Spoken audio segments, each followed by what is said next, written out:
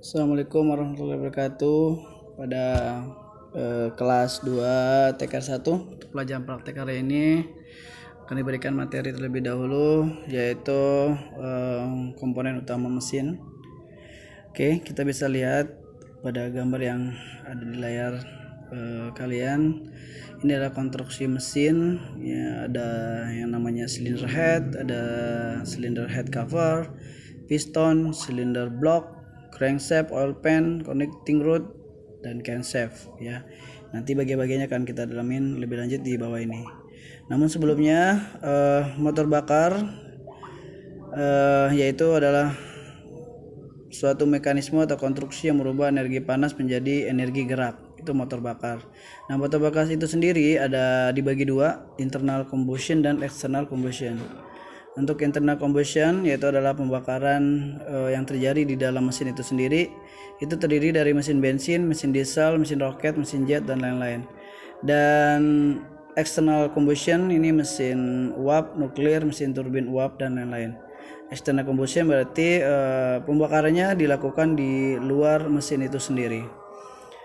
Baik, berikutnya adalah prinsip kerja motor dibagi menjadi dua, yaitu prinsip 4 langkah dan mesin 2 langkah ya. Nah, untuk pengertian 4 langkah sendiri adalah setiap 2 kali putaran poros engkol ya, dan 4 kali gerakan piston menghasilkan 1 kali usaha atau 1 kali pembakaran. Sedangkan mesin 2 langkah setiap 1 kali putaran poros engkol atau 2 kali gerakan piston turun naik ya menghasilkan 1 kali usaha atau pembakaran. Itu adalah pengertian dari 4 langkah dan mesin 2 langkah. Mungkin kalian pernah dengar ya, 4 langkah, 2 langkah ya. Tuh. Kemudian 4 langkah pasti ada 4 prinsip kerja, yaitu langkah hisap, kemudian ada langkah kompresi, kemudian langkah usaha dan buang. Untuk yang pertama adalah langkah hisap, yaitu dimana ini ada piston ya. Oke, nanti Bapak tandain dulu untuk pistonnya. Piston ini untuk gambar yang seperti langkah hisap ini akan terjadi naik turun. Nah, posisi atas atau disebut dengan TMA dan TMB. Jadi piston itu bergerak dari titik mati atas ya, kemudian turun ke titik mati bawah atau TMB dengan katup hisap terbuka ya.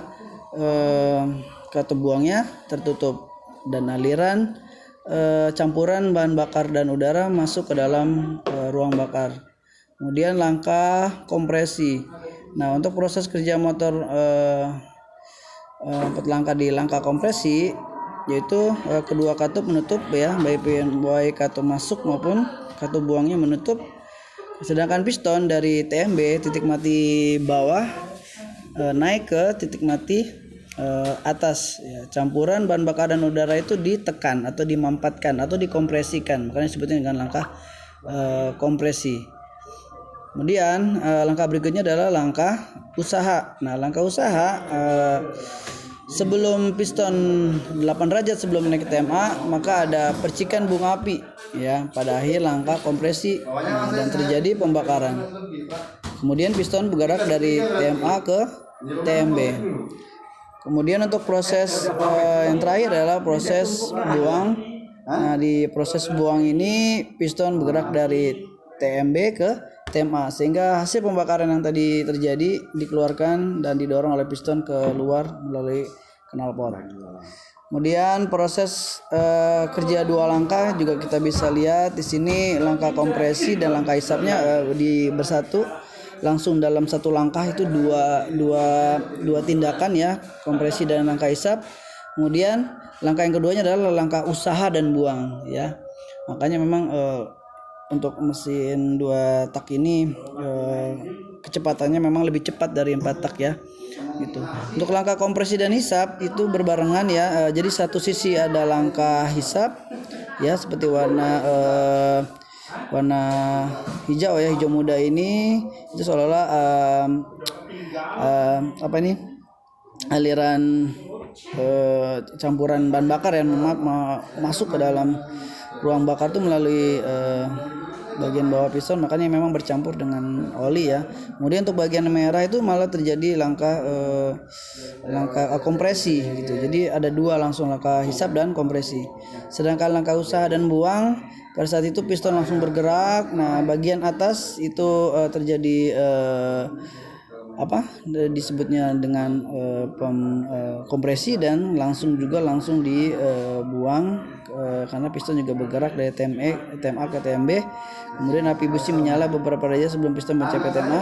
Panas gases pembakaran itu kemudian didorong menuju TMB sampai saluran buang itu terbuka. Ya, ini saluran buangnya yang paling atas ya, saluran buang terbuka atas. Oke. Itu adalah langkah-langkah, baik langkah 2 tak maupun 4 tak. Nah, ini di sini adalah komponen utama pada mesin, itu adalah blok silinder ya. Nah, di blok silinder ini atau silinder blok itu fungsinya tempat piston bergerak naik dan turun untuk menghasilkan tenaga. Dan tipenya ada 2 ya, ada model basah dan model kering. Kemudian ada silinder head ya, atau kepala silinder. Nah, kepala silinder ini tempat dari katup masuk dan katup buang. Kemudian saluran udara dan masuk juga ada di sana, ruang bakar, water jacket, dan busi. Jadi tempatnya busi itu adalah kepala silinder. Kemudian macam-macam ruang bakar, ada berbentuk bak mandi atau bathtub, wedge, and hemispherical ya, ini bentuk-bentuk yang dari yang bentuk ruang bakar.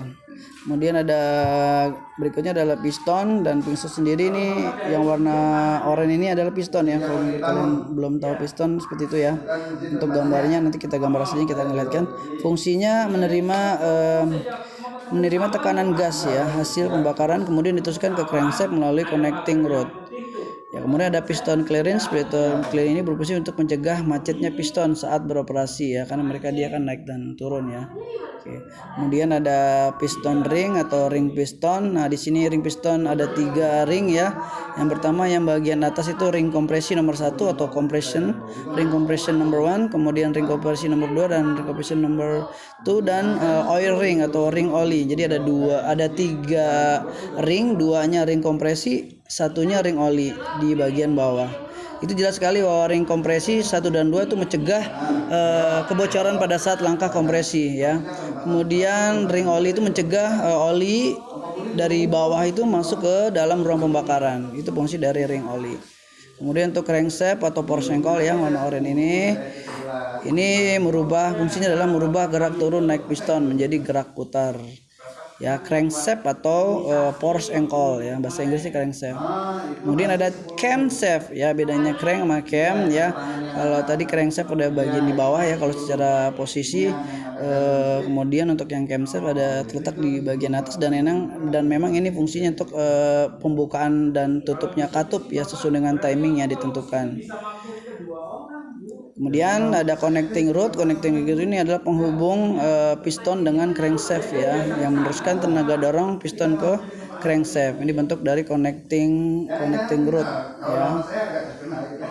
Ya, ibaratnya sebutnya batang piston ya. Oke, kemudian ada flywheel ya, mungkin kalau lihat seperti matahari, ini gigi matahari ya. Ini namanya flywheel. Biasanya fungsinya menyimpan tenaga putar atau gaya inersia, memperhalus aliran tenaga yang keluar dari mesin, dan biasanya disangkutannya pada motor starter ya. Jadi flywheel ini berhubungan dengan gigi pada pinion gear pada motor starter. Dan ini adalah mekanisme katup ya, ada DOHC, ada yang bagian atas atau DOHC, dan OHC ya, overhead camshaft, dan double overhead camshaft. Oke, nah pada mesin 4 langkah ini camshaftnya akan berputar 1 kali untuk membuka dan menutup katup, sedangkan porsengkolnya akan berputar 2 kali. Ini adalah mekanisme katup. Nah, komponen katup ada rocker arm, ada push rod, ada lifter valve, ada camshaft ya. Kemudian ada valve timing. Valve timing adalah waktu untuk pembukaan katupnya, kapan bisa katup masuk itu terbuka, kapan katup buang itu bisa tertutup. Oke, itu saja untuk materi komponen utama pada mesin hari ini. Untuk tugas prakteknya akan Bapak share di classroom. Sekian dari Bapak. Assalamualaikum warahmatullahi wabarakatuh.